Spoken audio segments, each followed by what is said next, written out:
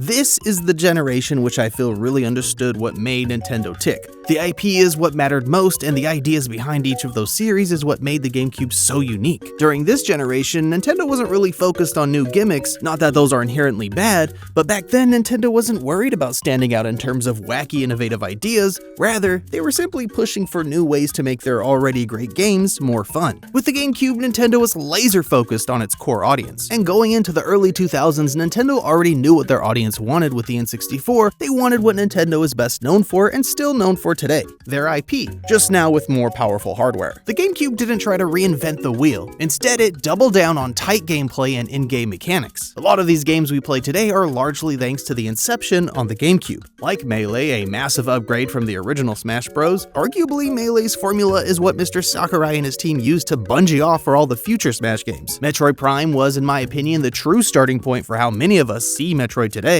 Pikmin, the start of, in my opinion, one of the greatest series to come out of Nintendo. Animal Crossing, Luigi's Mansion, the list goes on. There are just so many massively successful series that got a big start on GameCube. Mario sports games on this console were incredibly well made. How about Paper Mario Thousand Year Door? Games like the Thousand Year Door were full of content that brought out the best of what made it so fun in the first place. Again, focusing on those core mechanics rather than switching it up with some gimmicky new ideas that some might even say don't do any justice for the franchise or even are just annoying. And because Nintendo pushed so hard in this direction, a direction so far opposite of what we see later on the Wii, we got some very unique variations of Nintendo games. Double Dash, Air Ride, Pokemon Coliseum, and many others, some of which helped shape games into what we know today. These trends were already happening on the N64, again focusing on what makes those games tick in the first place, as well as their higher skill ceilings, and the GameCube just continued with this vision. It was trying to win over its core audience, the audience that was already with them in the first place. Unfortunately, as we all know, the GameCube flopped in terms of sales. I've said it before, but it was in a market dominated by the rise of first-person shooters and mature gaming with higher graphics, more powerful hardware, etc.,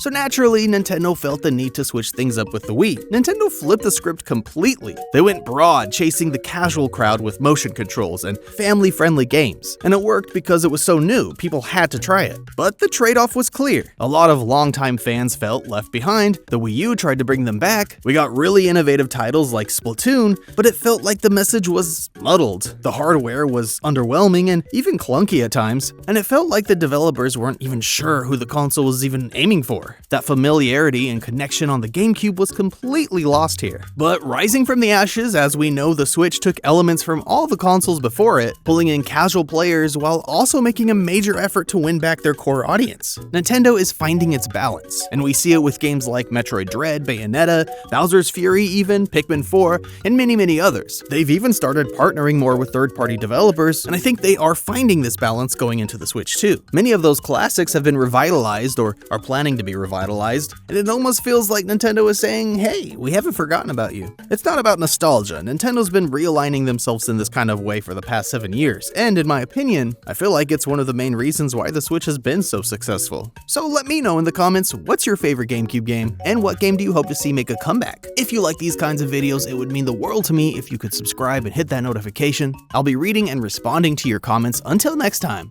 bye!